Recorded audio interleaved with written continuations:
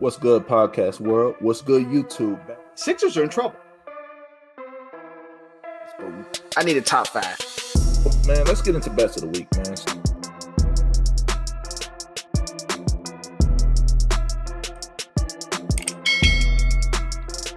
What's good, podcast world? What's good, YouTube? Back for another episode of Charged to the Game Sports Podcast.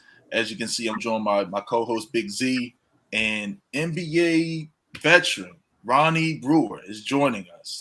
Going to be talking some NBA basketball, his early life. What is he doing now? Some of his toughest battles while playing in the league, and just some overall inspiration for you guys. So before we get started, make sure you hop in, hit the like button, subscribe to the channel. And then we're going all major platforms, Apple Podcasts, Spotify, wherever you get your podcasts. So have you. But let's hop right into it. So, Ronnie, how you feeling, brother? I'm good, man. How are y'all doing? Thank y'all for having me. No doubt, man. We're feeling pretty good. Good deal. Yeah, man. Good. So, man, usually one of the questions I always ask our guests, man, to start off is tell us a little bit about your early life, man. Where you grew up, playing the other sports. Tell us about that a little bit. Yeah, well, I was born in Portland, Oregon. My dad played for the Portland Trail Blazers, and so I was born there. I moved to Fayetteville, Arkansas when I was about 4 years old, where I've lived here ever since. My dad came back to finish college, finished, and we never left. So went kindergarten through college in Fayetteville. I grew up at going to Butterfield Elementary. Back then I played flag football. I played baseball. And then I kind of fell in love with the game of basketball. So, started off at an early age, continued to grow, to continue to develop, played in junior high and high school, and was blessed enough to get a scholarship to the University of Arkansas. And, kind of the rest is kind of history. Nice, man. That's what's up, man. So, I heard you say you played flag football and a few of those other sports. Do you think any of those other sports kind of help you translate towards basketball? Because ultimately, obviously, you made the choice to play basketball professionally. Mm-hmm. But did any of those other sports you felt help with your correlation of the game of basketball? Well, I think baseball helped with my hand-and-eye coordination, my timing, things of that sort. More instinct that translates to basketball. And I think just football, it was just more of the footwork and the agility. I think that translated over to basketball. And, I love playing both sports. And it got to a point in time where it's I had to make a decision. Did I want to, continue to have fun with my friends and play baseball and play football at the junior high level, or did I want to lock in and focus on being the best basketball player I could possibly be? And, it was a tough decision because obviously, all my friends were doing it, and, I wanted to fit in and do the things that they were doing. But, we kind of had a bigger picture that, I made a decision early that I was going to dedicate myself to hard work and trying to get better, and, kind of paid off. Got you. That's what's up, bro.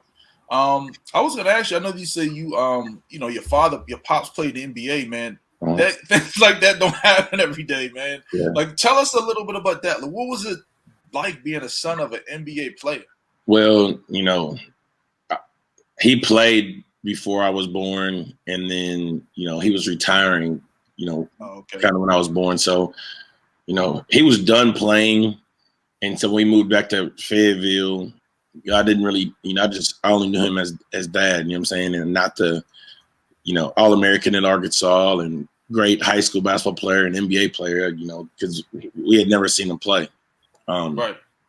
And it wasn't until coming back and seeing how people welcomed him in Fayetteville that we caught on that, my dad did play, and he was pretty decent because, everybody was showing him love. And that was, 30, 40 years after he played at Arkansas. So, it was a big deal. It never really forced me to play basketball, but he's always there, as a crutch whenever I need something or need somebody to lean on for advice about basketball, because it's a situation where a lot of people don't experience it, that have somebody who's been through the things that you eventually go through, if that's at junior high, high school, college, and then pros. My dad had been there and done that. So I was blessed enough to have my dad in that situation. I think he really helped me out a lot in the long run. Okay. That's what's up, man. Z, you had a question? Yeah, I was just gonna. For those who don't know, Ronnie's father was Conference Player of the Year, first round draft pick, really a special player. And so, from that perspective, having the chance to play multiple sports as a child, what was your best sport growing up, and when did you steer yourself towards basketball as the way you want to go? Well, if you ask the people around here, they would have said they would say, baseball and football were my best sports. And if you talk to my choir teacher, Miss Trella Yates, she would tell you that singing is my future. She told my parents that I needed to quit basketball and focus on choir. And my dad was like, "Man, if you don't get your ass in the car and let's go." Oh my God! So you can sing a little bit. I can't sing it. I can't sing at all. That's the thing that's crazy about it. Like my dad was like, "Man, you can't sing," and I was like, "I know. I didn't say I could sing." But I was decent at baseball. It got to the point where I was really, really good until I got hit with the baseball, and I was like, "Yeah, this not for me." And and where I grew up in Fayetteville, they didn't have really tackle football back then. It was more flag football until you got to 7th grade, and in 7th grade, that's when you put the pads on and stuff like that. And they used to have one game of the year, Kiwanis football day, where they'd have one day where you put pads on, but I never did that because it wasn't that. I mean, it was organized, but you play one game one day, and it doesn't really correlate for getting better and know the fundamentals. And my dad was like, "Nah, that's kind of a joke." So, but my dad loved baseball. He wanted me to be a baseball player. It just wasn't fun to me. I did it because my friends were doing it, and I was decent because they were trying hard, so I tried hard. But they weren't like my true loves, and so I didn't really enjoy doing that. Where did you play? What position did you play in baseball?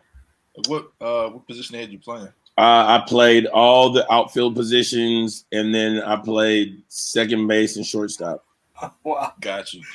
Yeah, because I was listening to you, you was like, it was fun until you got hit with the ball. So I was thinking like you was a pitcher or something. Like you hit I was I'd always be up to bat, and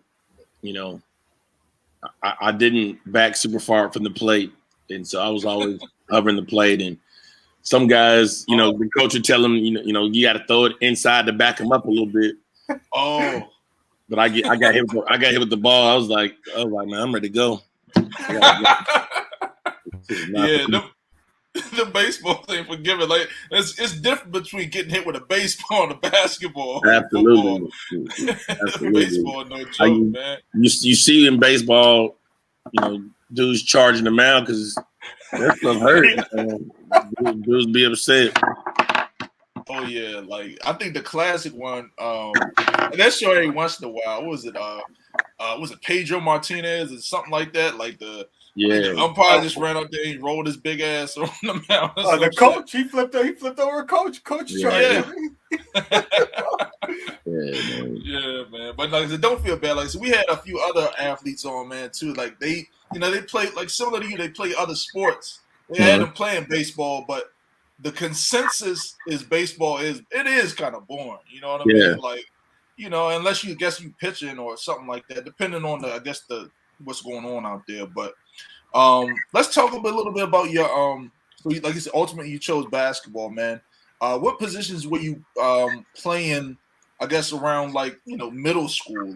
How tall were you? What was your game at that point? Man, it was kind of crazy how my basketball career went. I was tall, but I wasn't super, super tall. I mean, you see guys now that are like 6'5", 6'6", 6'7" in Yeah. middle school.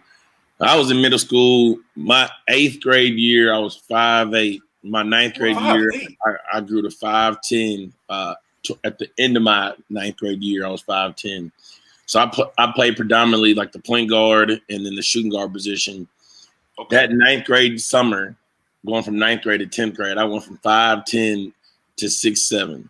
Wow. And Damn. so I went from being the middle like, of the road height wise, point guard, good size point guard, decent shooting guard, to now I'm the tallest guy on the team. Wow. And they want to put me at center, and I'm like, I'm not a center, so I basically played the point. I played the point guard and shooting guard at 6'7". So damn. Like, did you do anything different to like grow that tall? Like, did no, you eat broccoli or vegetables or what? no, I didn't, and like I just woke up sore, and I was like, man, dude, my knees are sore, my hips and feet are sore, and Yeah. it didn't hit us until like we bought school clothes, and then 2 weeks later, none of my school clothes fit. In August, is I was now 6'7". But it took a while to get used to, but it worked out. I kind of got my legs up under me and figured out to use my length and my athleticism for my benefit. Got you. So as a coach now, did playing multiple sports as a kid help you improve your basketball? What's your advice to kids who go the specialization route in middle school versus actually trying every different sport? I mean, and for that question, I'm kind of a hypocrite, because on one side, I want you to be happy and play, multiple sports. If you're a basketball player, you run track, you get in better shape. You play football, you develop your body where you're bigger, stronger, faster, can jump higher, because your training is a lot different when you're preparing for football. Baseball, I think, helps with your hand-eye coordination. So I like people playing multiple sports, but again, as a coach, you get kind of selfish when you're in off-season basketball. You want your basketball guys there so you can be hands-on and develop them every day, and try to get them better for the next season. So, that's a hard question to ask, because one, I want them to play multiple sports, but two, I like to have my guys present, so we can work on the things for the upcoming season. Got you, bro. Got you. So tell us a little bit about the AAU circuit at that time, man. You Yeah. growing up, AAU now is just, shoot, it's huge. It's a whole big production. Was it like that when you was growing up as well, or? Yeah, it was, but it was actually like more of the wild, wild west, because now you have Nike URBL, you have Adidas, Grassroots, like the Gauntlet or 3SB, and you have Under Armour, and you got Prep Hoops. Well, when I was growing up, it was the same thing. You had Nike sponsored teams that only went to Nike tournaments. You had Adidas sponsored teams that only went to Adidas tournaments.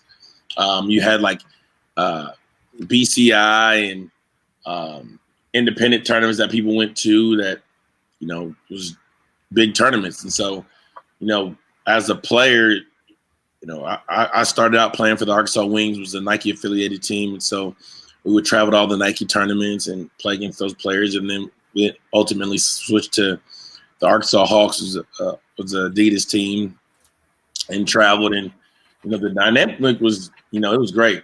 Got to play against, some of the best players in the country. And then the thing that's different back then that is now, everybody, no matter what walks of life you were, what organization you were under, you ended the season playing at AU Nationals and competing in different places across the country. So that was a highlight of everybody's summer, because you got to kind of measure your game against everybody across the country and kind of see where you were at. So it's a little different, but it was very similar to what it is now. But not to me. I think it's a lot more money put into the production of each of these and the organization of each of these now, like UIBO circuit and Peace Jam, and in how Adidas does their circuit as well.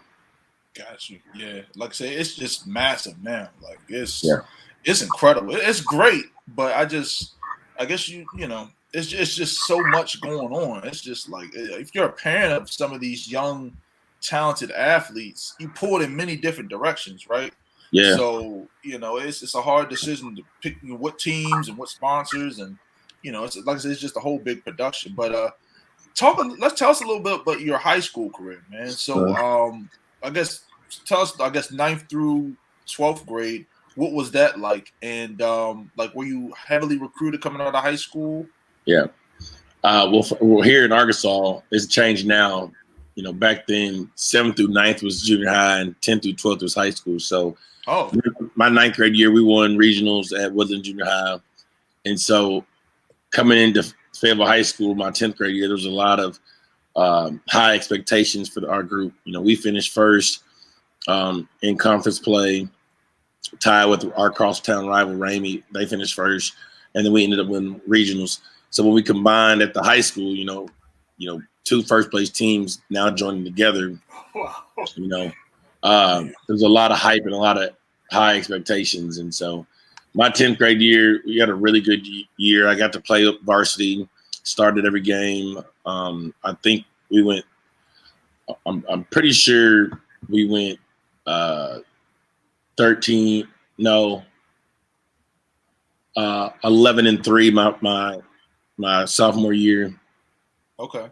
And then in the conference play, we won over every year. We won over 24, 25 games.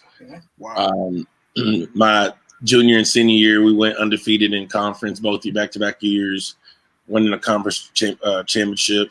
And all 3 years I was in high school, I lost in the semifinals by 1 point, and so I never got a state championship, and that was always a tough pill to swallow. But 1 point though. 3 times, yeah. What was happening? Like, what was the flow of those games? Like, why do you think you guys were coming up short at that point in time? Man, if it was a team was more athletic than us, bigger than us, we were always the underdog, even though we had a great record. I was 6'7", I played the point guard. I was the tallest guy on the team. Our center was 6'3", and the other center was like 6'5", 6'6". And multiple times we go against guys that are 6'8", 6'9", or had 2 of them. So a lot of times outsized, sometimes just more athletic. Sometimes one year we didn't shoot the ball very well. One other year we turned the ball over a lot, and so we should have done a better job executing start to finish, and we didn't, and it cost us. But those times were very, very fun because so many schools would come and watch practice and watch our games that it brought a sense of excitement not only to Fayetteville High School but through the state, because Nolan Richardson and his staff would come over. More of Mike Anderson, who's at St. John's. Okay. And Coach Zimmerman. But, you'd have UConn, you'd have Florida, you'd have Kansas and Oklahoma State, Ole Miss. Jesus. Were they there to look at you, or they would look at certain individuals on the team, or what? No, they were all coming to see me. When it was all said and done, I got every scholarship offer in the country, but Duke. Wow. Every school but Duke, I get offered me a scholarship. So Jesus, it was an exciting period, and I really enjoyed it. That's cool, man. Like, what was like at that point in time, like during the high school? I guess all these schools are scouting you, recruiting you. Like, what was your what were you known for? Like your ball handling? Were you ball dominant? Were you a good shooter? Like, what was your game at that point in time? What really drew them to you? I think it was about versatility. Being 6'7" and be able to play the point guard, play both wing spots, and then sometimes playing the power forward. I could score a lot of points. I could defend. I could lock up. I could facilitate for others. Could rebound at a high level, and so I think that's what attracted most coaches to Fayetteville High School. Got you. Okay, so you chose to go to what, University of Arkansas? You said decided to stay close to home. Was that the reason why, or? Well, I mean, in all reality, I told everybody, I was like, hey, just come from Fayetteville does not guarantee I'm going to the University of Arkansas. Right. The new staff got hired with Stan Heath. And I told them too. I was like, just because I live in Fayetteville does not guarantee I'm going to Fayetteville. Just my dad and my mom and my sister went to Arkansas does not guarantee that. Right. So y'all could act and move how you want, but my recruitment is open. And so, it ultimately came down to like a fit. Mm-hmm. Like all those schools, had a great pitch and said that I'll be able to play and how good their team was, what they had to offer. Mm-hmm. But ultimately it was how much of a priority I was to a program. And Arkansas made it known that I was the number one priority. I was going to play. I was going to play at a high level. They're going to try to develop me at a fast-paced track to get to the league.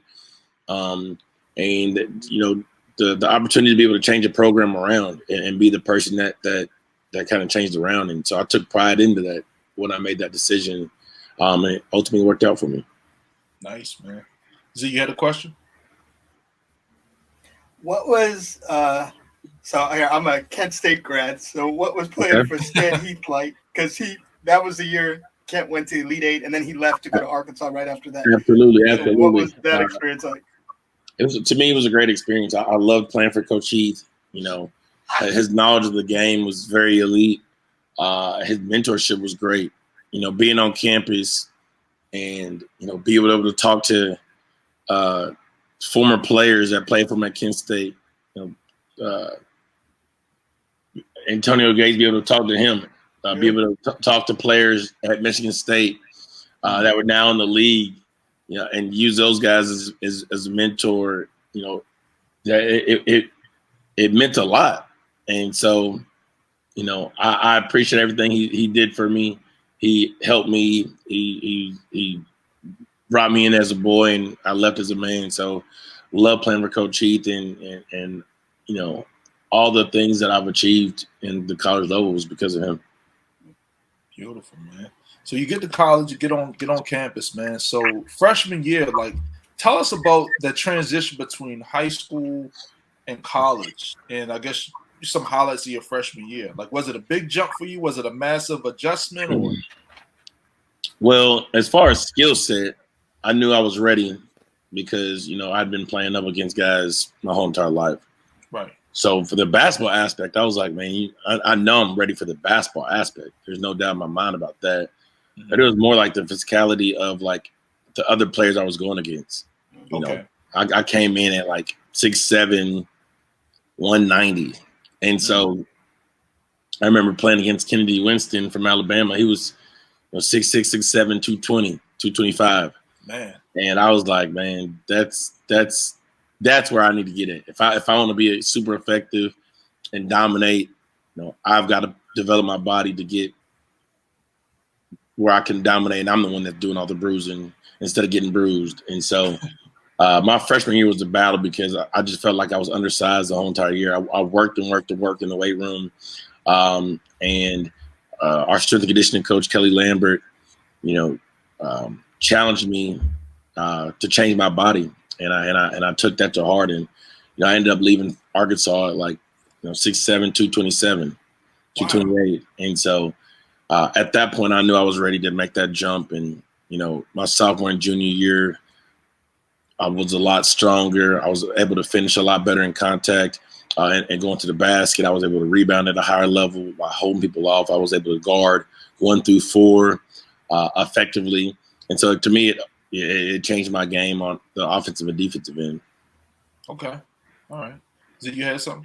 I was going to say, still that freshman year, you went from coming out of high school, Arkansas Mr. Basketball, to first team all SEC freshman team as a freshman. Yeah. So the adjustment went pretty smoothly, I guess. Yeah, I think the adjustment went good. Like I said, I always knew I was ready to play the game. as far as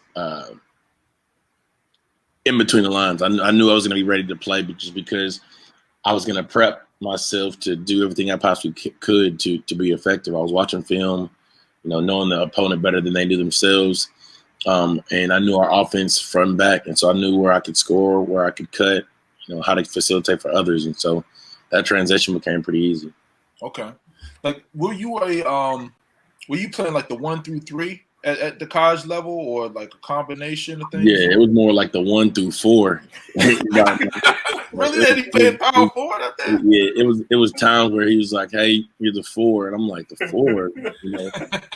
At that time, we had, freshman of the year was Brandon Bass. He was, 6'8", 245, and I was like, "Well, I remember him." Yeah, I can't. This dude is a monster out there. So, that's kind of when I was like, man, I gotta get in the weight room because I can't be getting thrown around by dudes like that, man. Yeah. Hitting the post moves on you, man. Yeah, but I feel you, man. But like you said, you like the transition, like I said, for you, like you said, you were ready for everything, all the smoke, on the court. You know what I mean? Like, throughout your your college career, you're a great player and solid player. I couldn't remember. Did you guys have a lot of or much team success? I know you had a. Oh, go ahead. My freshman year, not so much. My sophomore year, we improved a lot. Okay. And, we kind of got the short end of the stick because we ended up being the last team out to make the NCAA tournament. And so that kind of rubbed Coach Heath the wrong way. We were supposed to be the number 1 seed in NIT. And Coach Heath declined it because he thought that we got robbed not the NCAA tournament. And then my junior year, we won over 20-plus games, made it to the NCAA tournament, and got upset by Bucknell. So, we didn't have a lot of success in the NCAA tournament, but I think we fast-tracked the Arkansas Razorback program to get back to their old ways, making the NCAA tournament and being a presence, because the following year and the year after that, they ended up going to the tournament back-to-back years. Got you. Okay. So you left for – when did you decide, like – 2-time All-SEC selection those 2 years. So that – Yeah. Again, and each year stepping up to the next level. Yeah, just stepping it up. My next question was gonna be like, at what point in time, like, did you know, like, I can play at the NBA level or professionally. I can do this for a profession. Like, was there a certain game or a certain time, or was it like a certain year, like your sophomore, junior year? Like, you was like, I can do this. Yeah, after my freshman year, some people had reached out, like, hey, man, you should consider putting a name in the draft. I was like, man. Really? As a freshman? Yeah, I was like, man, my body. Wow. I mean, a lot of freshmen left. I mean, Brandon Bass left after his freshman year. Yeah. A lot of people across the country left to go to the league. But, I just knew that, hey, I don't think my body's quite ready for that yet. But for sure, before my sophomore year, I knew, because I had got bigger, stronger in the weight room. I knew that, I would have a chance my sophomore year. I ultimately chose not to leave after my sophomore year because I wanted to have better team success. Right. Came back my junior year, and my junior year, I knew I was going to leave. I was like, hey, if things go the way I think they're going to go, right, and I can have another first team All SEC, it'd be time to go. And so that's kind of what happened. That's kind of. Got you. Yeah, because I mean, at that point, it's probably like, what else do you have to prove other than do you want to have more team success, or But at the end of the day, I mean, gotta make the decision that's best for you. So you declare for the draft. So tell us about that, man. Like, obviously you are a high pick. Tell us about like the process of the draft combine. I guess some teams that you met with. Tell us about that process. It was a crazy process because, I mean, when you put your name, you call a number to see where your range is going to get drafted, and then you just go work out for teams, and that process is crazy because you're working out Monday in Portland and Tuesday in Sacramento, Wednesday in LA. Jeez, like let me ask you this, like. Who's flying you out? The teams are flying you out, or you got to spin out of pocket? No, I mean, once you have an agent, they spin out of. pocket. But if you did have an agent, you're paying those. Wow. Which is crazy because, I mean, what college kid has money to fly? Yeah, all over the country, right? All over the country. You're not getting flights that are, $100 or $200. Those flights are like $400 or $500 each flight, and teams are requesting you to work out for them. You can potentially work out for 20 teams, and so that ticket is pretty pricey. So I ended up working out for like 14 teams, and I thought that went fairly well. Had the opportunity to get invited to the green room in New York. Chose to go up there with my family and experience that. So it was a great experience. It was awesome, like a dream come true to get your name called and be able to walk across the stage and meet David Stern and hug him and whatnot, and put the cap on and do the interviews. And it was just a dream come true because all your hard work and blood, sweat, and tears paid off to reach the ultimate goal. Beautiful, man. So you had a question? So from just the moment you were drafted and the moment you realized you finally accomplished a lifelong goal, what was that? What went through your mind when you were meeting the commissioner and then the moment had finally arrived? Well, first of all, it is nerve-wracking.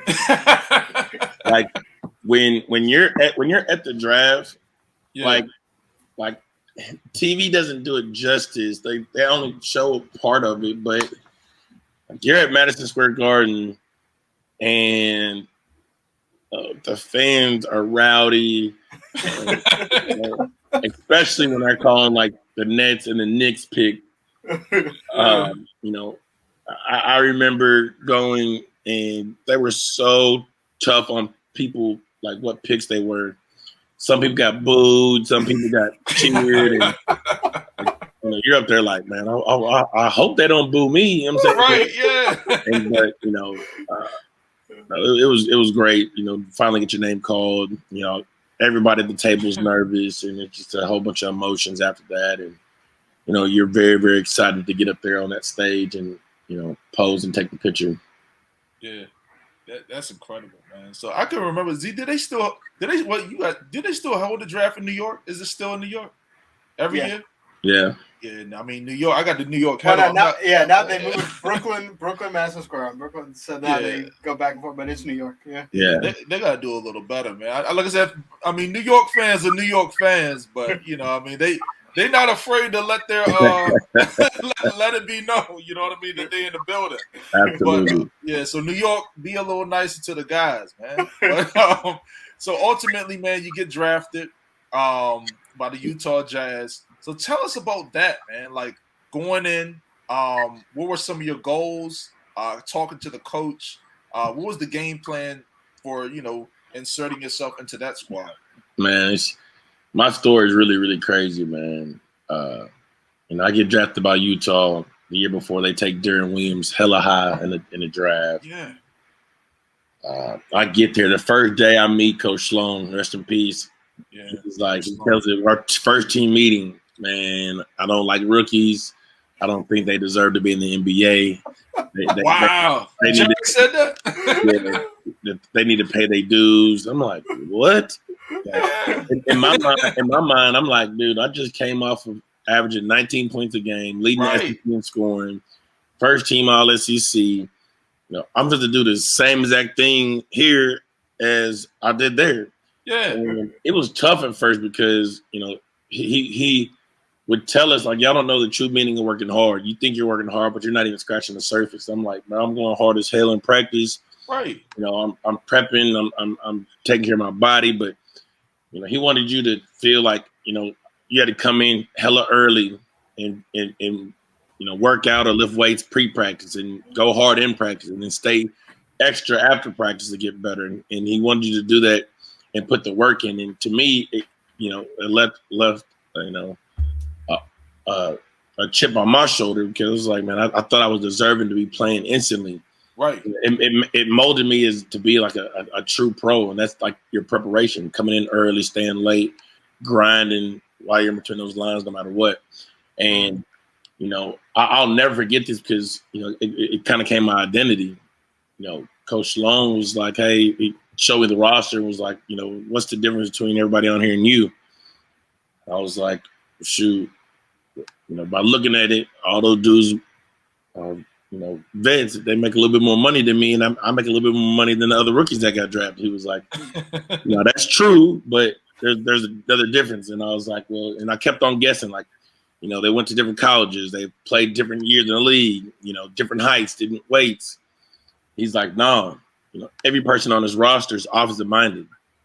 Boozer is a scorer, Memonar Kerr is a scorer, Andre Kirilenko is like a Swiss Army knife, where he's versatile and doing a whole bunch of things. D. Will was a scorer. Derek Fisher was a scorer. Matt Harpin came in and scored. You can go down the list of guys, but we didn't have a defensive stopper. And so he told me, he was like, man, if you want to get on the court as a rookie, even though I hate playing rookies, is find a niche and do something different than somebody else doesn't do. And so, one game we were playing in L.A., Kobe goes for 30 points in the first half. And, we're me, D. Brown, and Paul Millsap, the other rookies that are with me, we're watching like, man, this is like watching a video game. Like, dude got 30 points in the first half. But he got a whole nother half. He might score like 60, right? And so we go to halftime, and Coach Sloan comes in and slams the door and gives one of his infamous speeches about how we're soft and how, we're weak and we're all scared of Kobe Bryant, and he's going down the line pointing and telling everybody that they scared and they soft to Kobe, and he gets to me and I'm like, Coach, like, dude, good. I respect the hell out of him. Right. But I'm not really scared of no man. I'm only scared of God. And he was like, man, no, you scared of him. I was like, Dog, where I'm from, I'm not scared of no man. Do I respect the game? Absolutely. But scared? No. Yeah. So dude was like, okay, you're not scared of him. Well, you're going to start the second half. You got him the rest of the game. Oh, shit. So I'm like, shit, I bet.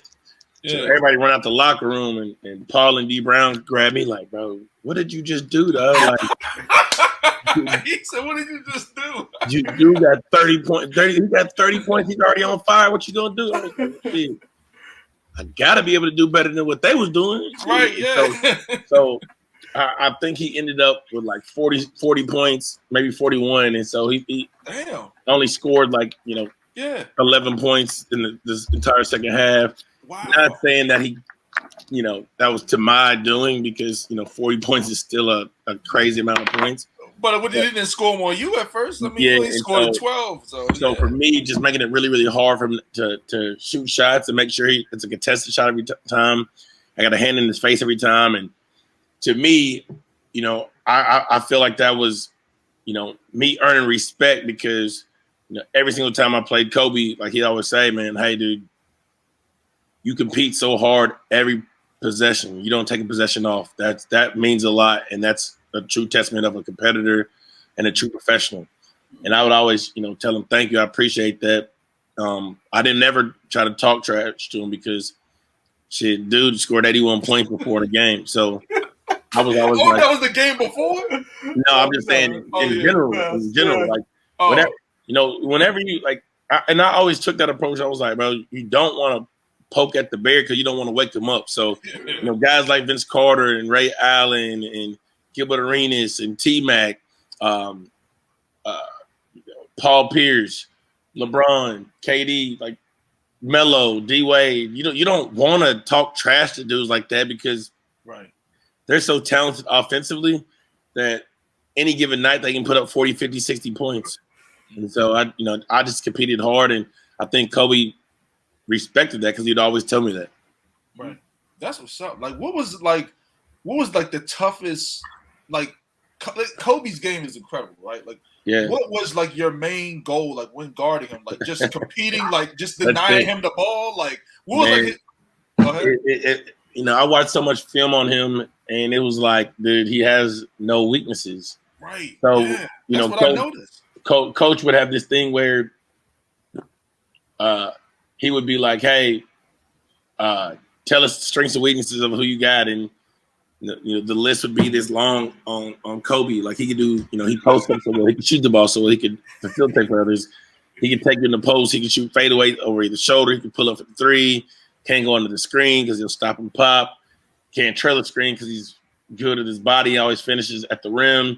I mean, it was a ton of stuff. So my mindset was, hey, don't give him any wide open shots. Right. Because, as a player of his caliber, you see a couple shots go in, then that might turn, that 2 or 3 shots go in might turn into 10 or 11 shots in a row. So I always wanted him to see a hand in his face, always be contested, and no ESPN highlight plays, like no blow-bys and dunks. And so that was kind of my goal every time I guarded him. Now, was it successful every single time? No, because it's Kobe Bryant. But, as long as I was competing every possession, that's all that matters. Yeah. Yeah, like you said, it's all that matters. Z, you had something? So going into your second season, you earned a starting spot. And so what was that transition like for you to actually becoming a starter in your second And a quality contributor? Like you are a quality contributor. I mean, over double-digit points per game. They was looking for you, on the offensive end. And then obviously you were like, it just from watching on TV, like you were their main defensive threat. Like you were like their guy. Like you were, on offensive end, you would get at people, but on the defensive end, you really got at people. I made a conscious effort after my rookie year. I told everybody, I was like, hey man, you're gonna see a different person next year, and I guarantee I'm gonna start every game.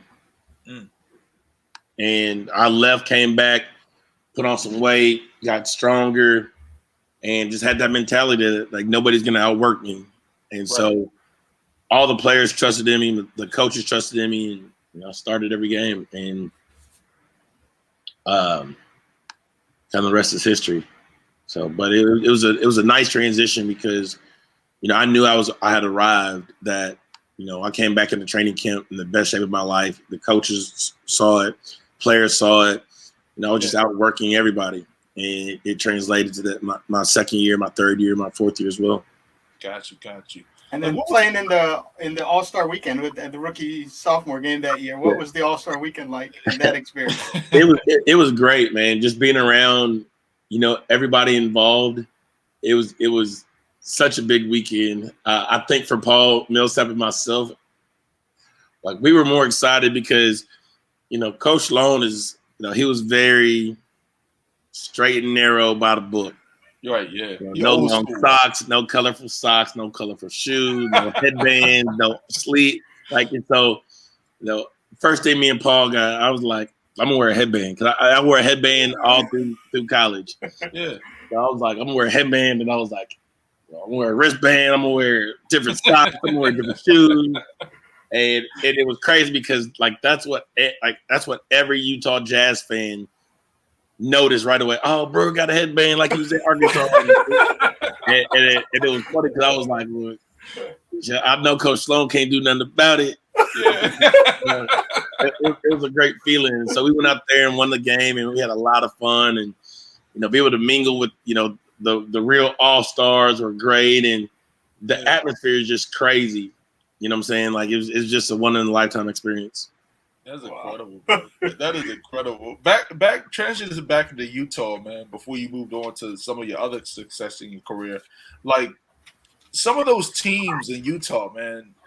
You guys had some squads, bro. Like AK-47, Andre Karolinko, and Boozer and D. Will. Like, what do you think the reason you guys came up short there? You know what I mean? Like Kobe Bryant. That's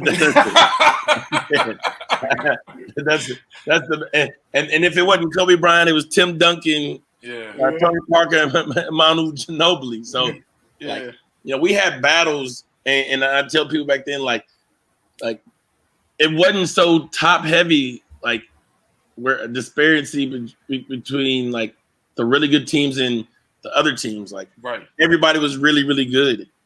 And like we were really, really good. We had 2 to 3 all-stars on our team. Right. But just wasn't enough to get past, the Lakers when they had Powell and Bynum and Mark Odom and, Kobe and, it's a whole bunch of different guys that they had on their squad that made them super successful. Right. Meta World Peace. And, whenever those other guys get going, I mean, it's tough to stop. It's tough to stop because you already know you have the trump card and Kobe, one of the ultimate finishers. So, right. I feel like if it wasn't for them, we'd probably win a championship or two. I know, man. I guess just looking at that squad, because I was just like, man, they got a squad. Because at that point in time, I used to love Darren Williams, and then I used to love Boozer, like Boozer's game down on the block. And then, like you said, defensive stoppers, and you and Andre Karolinko, and then you had a big man who could step out with Nimin Okoro. You know what I mean? Like, and then Paul Millsap really came in his own, and became one of the best guys off the bench. Yeah, it was, and then we ended up a couple years later getting Wesley Matthews, and so and then we ended up getting Kyle Korver as well. So. We had some really good teams out there, some really good players, and ultimately we all were for the greater goal. Nobody was selfish for themselves, and we wanted to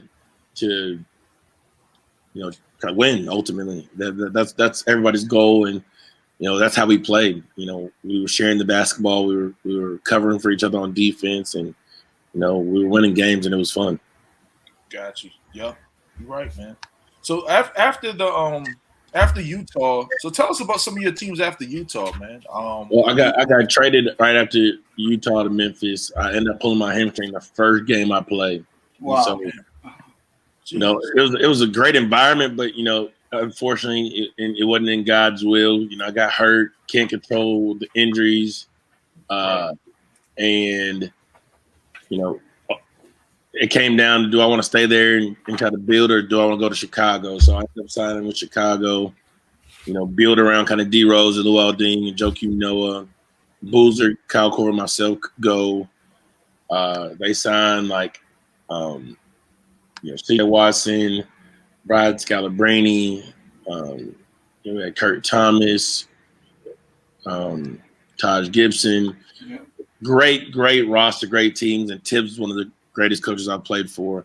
And, he got the most out of us, played hard on defense. And at that year, we had one of the ultimate closers in D Rose. And so, we went 62-20, thought we were going to win the championship.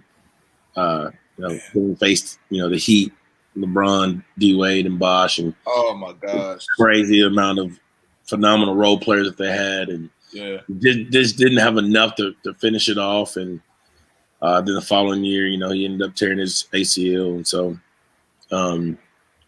after that, I went to, short stints with New York and Oklahoma City and Houston, and then back with the Bulls, and then my last year in the G League. So I felt like I had a great career, made the playoffs every year I was in the NBA.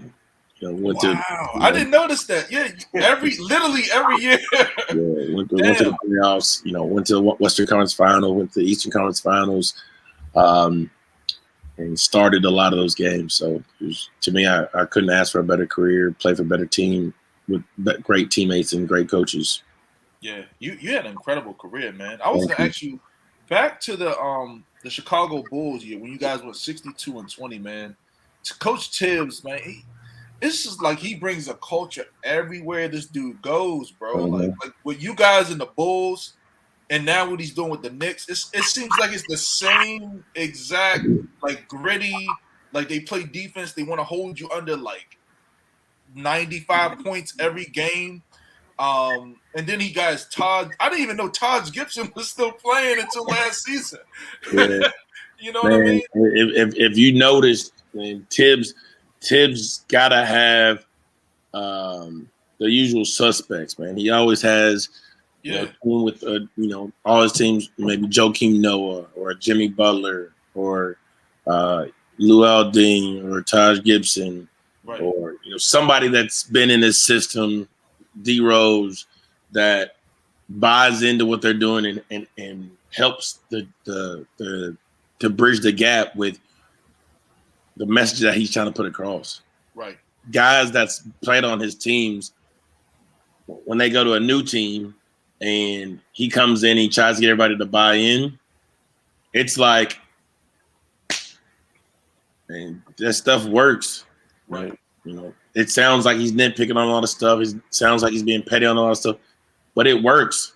Yeah. And you can't knock something that works.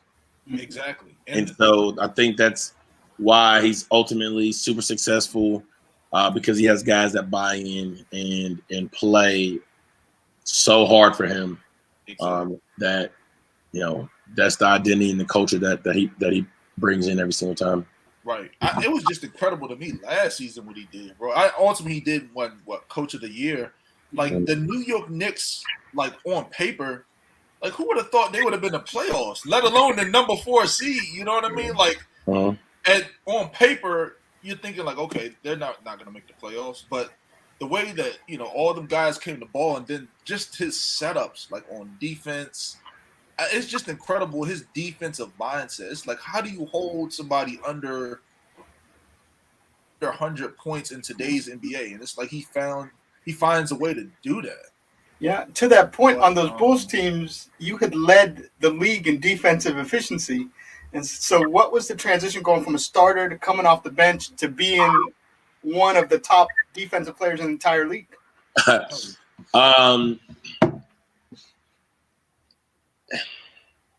Just setting your goals high. Coach Long would say, hey, I want you to write goals before the season, put them in your locker, take it home, and work as hard as you possibly can to reach those goals. And, one of the things that, Booz told me was, man, once you get in the starting lineup, like, outwork everybody to make sure that you stay in that starting lineup. Because there's not many people who could say that they were and are a starter in the NBA on a successful team that wins games and goes to the playoffs and goes to multiple rounds in the playoffs. So that was basically my mindset was, hey man, if I got to outwork everybody. If I get to the starting spot, I got to keep it. I'm not going to lose it, and I got to do everything that I possibly can to keep that role. And some games I didn't have it offensively, but I would lock up on defense and make plays on defense to hold my value. It's all about what you can do for your team to make them win games. And for me, I found my niche that I can score the basketball, but I can also stop other people's best guys from scoring. And so I'm always an asset and a value to any team that I play on. Right. Yeah, like you said, both ends of the floor. That's why I know you as, man. On the offensive end, getting buckets, and on the defensive end, guarding the team's best player. You know what I mean? So, taking a lot of pressure off some of the other guys, and just taking on that defensive assignment of taking on the team's best player. I was going to ask you, what was it like, man, playing against the Heat with D-Wade, Bosh, and Bron? Like, that was a nightmare. Like, it was tough. But you guys almost beat them. That's the thing. For me, it's tough because, LeBron is a huge task, like as far as preparing and prepping and scouting against him. D-Wade was at his prime. Bosh was at his prime. And for me, like, if Luau got 2 fouls or got a foul, I'm guarding LeBron. If not, I'm starting on D-Wade. So it didn't get easier. D-Wade or LeBron, D-Wade or LeBron. And, if they subbed in Ray Allen or Mike Miller, I usually guarded LeBron or whoever the best player out of the two. And either D-Wade or LeBron. So and there was times where I guarded Ray Allen because they were both out, but it was hard because to me you have to be physical with those guys. You can't give them space, and sometimes the refs didn't allow you to do that, and so that you're in at a disservice because now I can't be physical, I can't touch, I can't be aggressive against guys that are the top players in the world. Right. Yeah, like I said, it's tough, like especially in today's NBA, man. Which I was gonna ask you, like. It just seems like now, like when you played, the game's even evolved more. Like you can't do nothing on the defensive end almost. It's like, and then now to add insult to injury, these guys, they coming down the lane. The refs call, they're on top of everything. You know what I mean? What do you think of today's NBA as far as like the ticky tack calls and the fouls? Because in today's NBA, you really can't put your hands on anybody. At least that's what it seems like. What is your opinion on that? I mean, to me, it's very entertaining just because it's favorable to the offensive player. Right.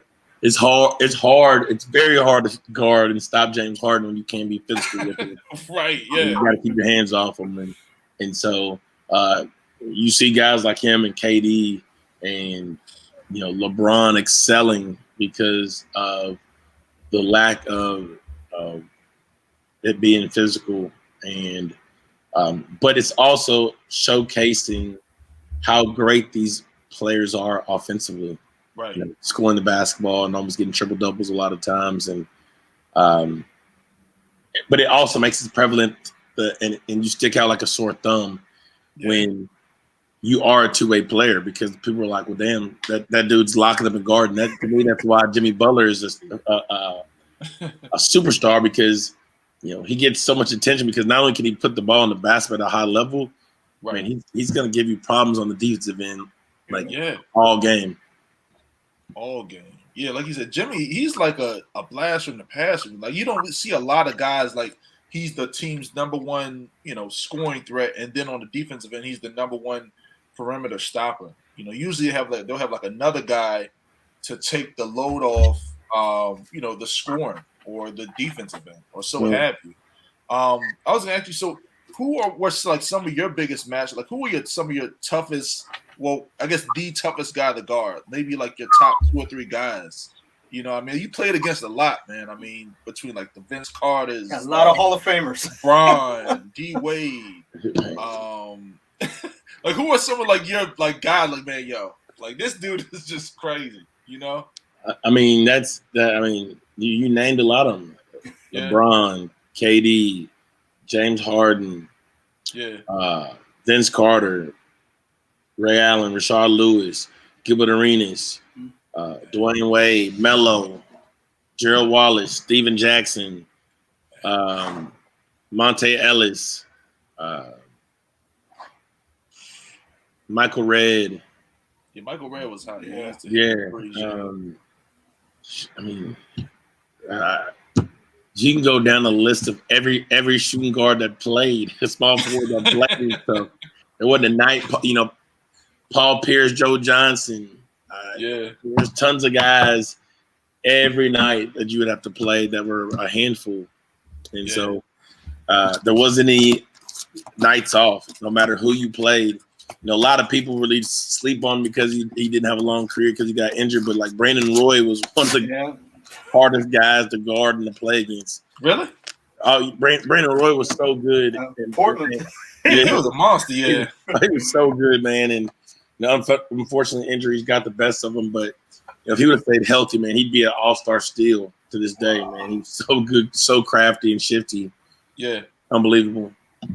Yeah, Brandon Roy was incredible, man. I just remember his game, like just it was just so quick, and then he had he had nice handles, and all of that. Man, I don't want to hold you too much. I had probably a few more questions before we let you go, bro. But Z, you had something? No, I just wanted to ask about returning home to Arkansas and your new role now. Mm-hmm. What has that transition been like, and what's the excitement level you're bringing to moving forward, being back home? Yeah, the transition's been phenomenal. Everybody was so welcoming throughout the state and throughout the country, man. So many of my former teammates hit me up saying congratulations, former coaches, former players that I played with at Arkansas.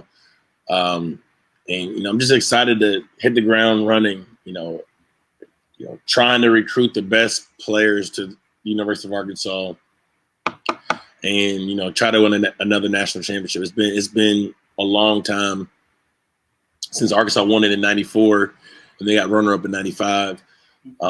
We made the Elite Eight last year, finished top 10, and we'll be preseason top 10. So a lot of big things are happening and, just looking to try to bring the next big thing to the University of Arkansas.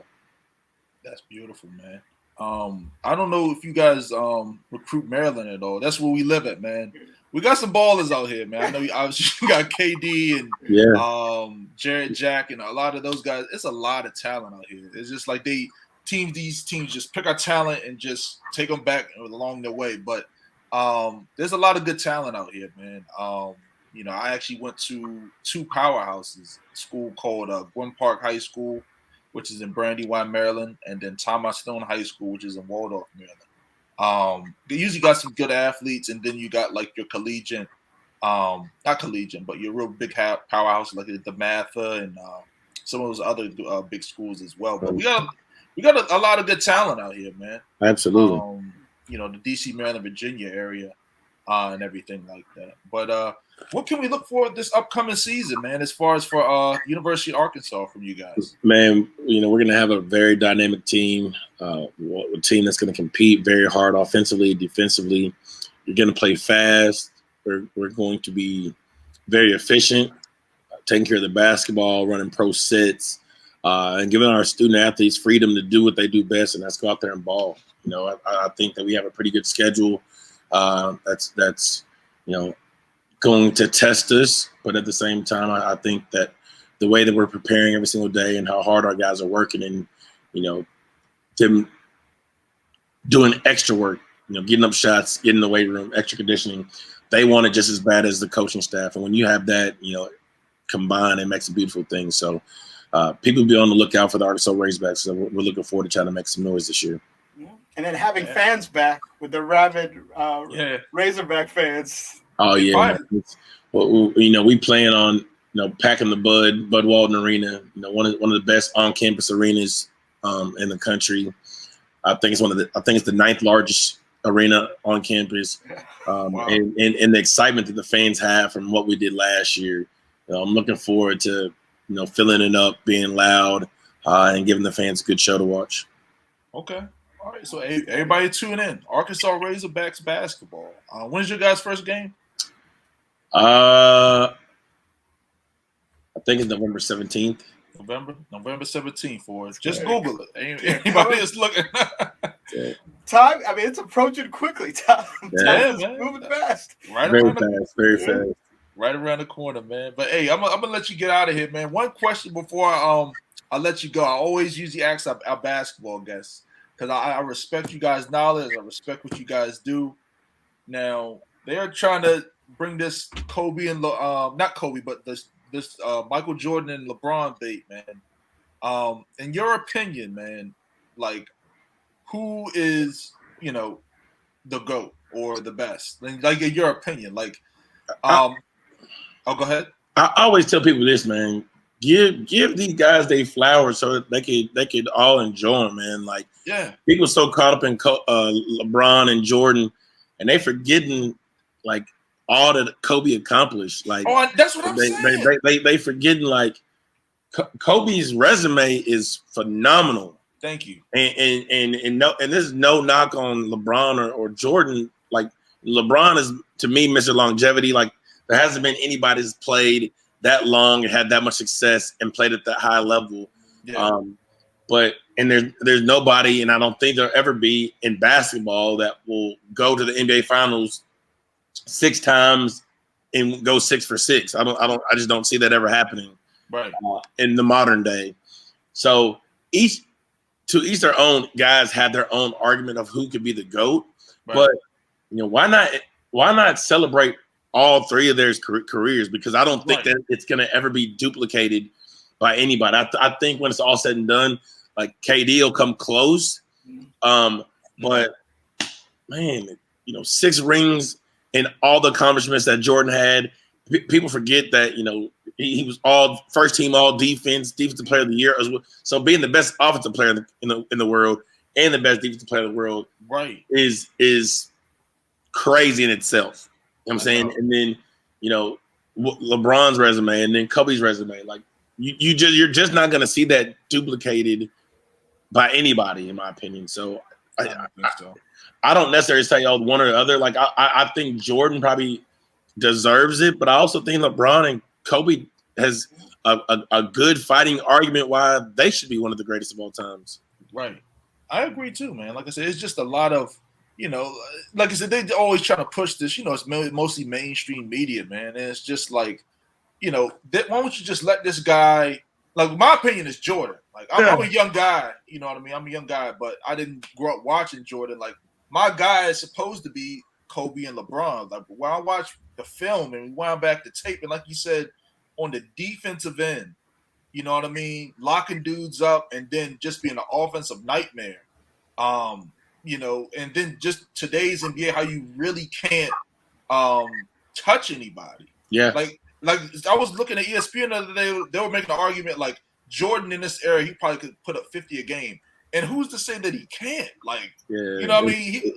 It'd be tough to not guard him. Like back if you watch Jordan's highlights, like the Pistons used to whoop his ass. Like, they used to really foul him crazy, and he still go out there and get him 60. You know what I'm saying? Like, right. And all those fouls, they'd probably be flagrant fouls and thrown out the game. Oh, so they would have been gone. Yeah. So. Yeah, man. But like I said, I don't want to hold up too much of your day, man. Like I said, thanks for joining us, man. Thank you, sir. Pleasure having you, bro. I thank y'all, man. I appreciate y'all having me. Yeah, no doubt, man. Anybody you want to shout out before hopping off, man? Man, just shout out the Fayetteville Bulldogs. That's my alma mater. Fayetteville Arkansas Razorbacks. That's my current team. Shout out my family. Follow me on Twitter, Instagram, Ronnie Brewer Jr. So holla at me. Bet, man. Ronnie Brewer, everybody. Thanks for tuning in. As always, like, comment, and subscribe, and we'll see you next show. Peace. All right, fellas.